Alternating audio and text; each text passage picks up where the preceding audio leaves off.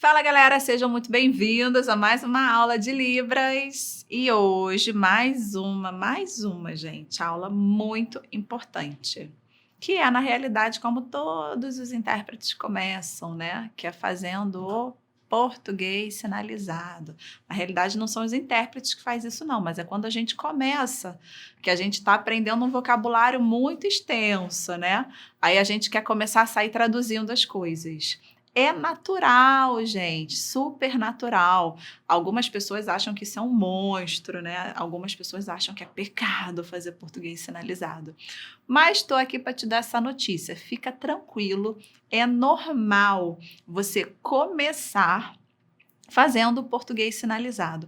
Por que a gente chama de português sinalizado? Porque é super natural a gente pegar uma frase e começar a traduzir palavra por palavra, porque a gente sabe, a gente está aprendendo os sinais, então é super natural a gente fazer isso. E é muito mais fácil a gente fazer isso porque a gente não tem o trabalho de montar a frase na estrutura que ela deve ser, né? Que a gente vai aprender. Aí fica muito mais fácil para quem faz do que para quem vê. Porque para quem vê, tá entendendo os sinais que você está fazendo, mas não está fazendo muito sentido. Não sei se dá para entender muito bem isso. A pessoa ela entende os sinais, mas ela não entende o contexto.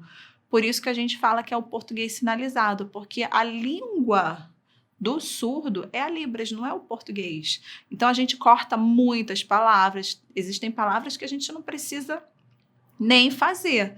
Também existem expressões que não podem faltar e a gente não faz porque tem um sinalzinho ali naquele meio que a gente decidiu fazer, entendeu? E às vezes muitas vezes desnecessários.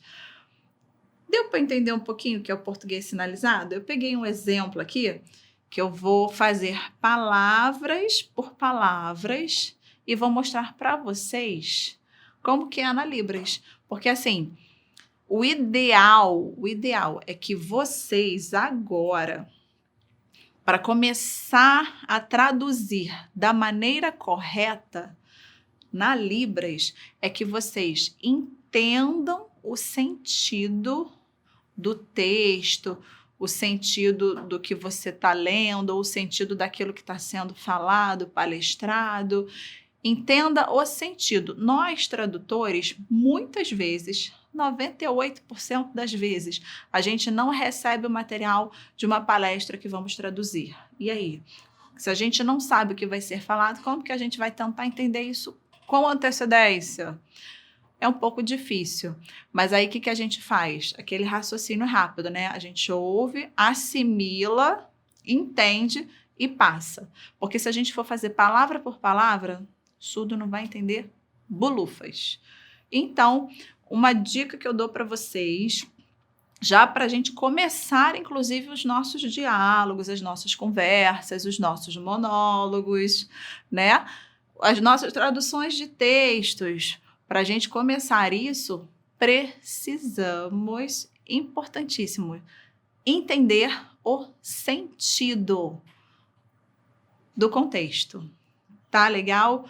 Outra dica que eu dou: vejam vídeos, vejam lives com intérpretes, né? E tentem, bota no mudo e tentem entender o que está sendo falado. Isso me ajudou muito quando eu comecei. Começa lá ouvindo, no início do curso, começa ouvindo com o áudio, com o som.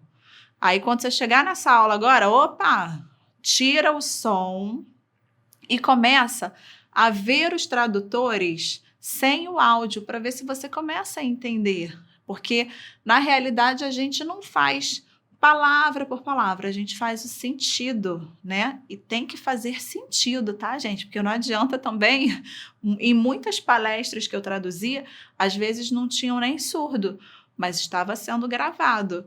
Então, a gente não pode, porque não tem surdo, eu vou fazer de qualquer jeito, ó. Isso aí vai para televisão, gente. Isso daí alguém pode ter acesso e jogar na rede aí. Como é que faz depois? Então, a gente precisa ter bastante cuidado. A gente precisa ter atenção e entender o que está sendo falado para depois passar. Tá legal? Muitas palavras no português não existem na língua de sinais. Aí o que a gente faz? Classificador, lembra da aula passada? A gente vai utilizar das nossas expressões corporais, a gente vai usar das nossas expressões faciais, tudo para evitar que o português sinalizado seja feito. Mas se porventura você fizer, fica tranquilo, isso não é pecado, tá, gente? O que eu mais fiz na minha vida quando eu estava começando era fazer o português sinalizado. Vou te dar um exemplo muito prático. Sei nem se eu posso falar isso, mas vou falar. Eu sou cristã. E quando eu comecei a traduzir a Libras, me botaram na prova dentro da minha igreja para fazer um louvor que eu nunca tinha ouvido na vida.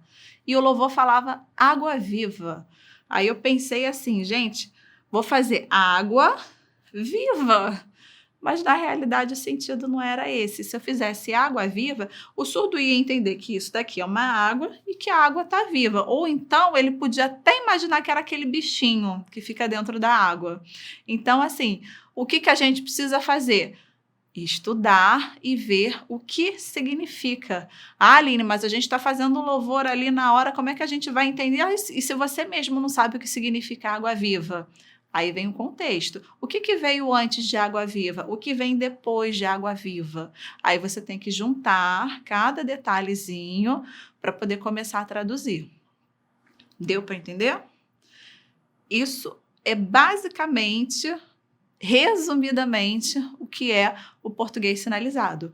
Muitas vezes o português sinalizado, a ordem do português não vai fazer muita diferença na Libras. Umas poucas vezes. Vou te dar um exemplo. Ó.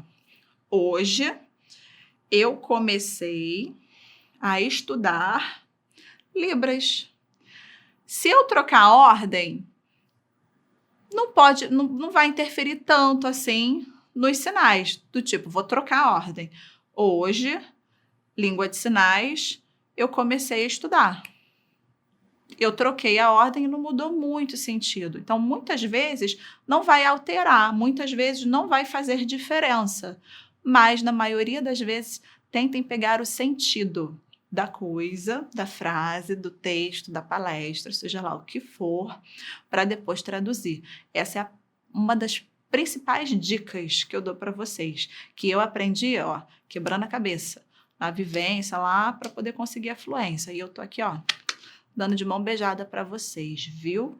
Peguem essa dica, guardem, que ela é valiosíssima, porque a gente vai começar aí agora, ó, as nossas conversações, os nossos diálogos. E se vocês tiverem dúvidas, não esqueçam que temos chat, temos um grupo no WhatsApp.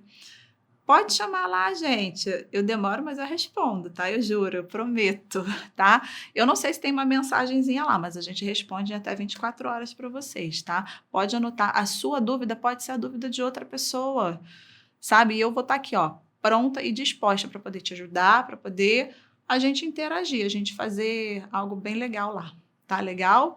Fico por aqui, um beijo e até a próxima aula.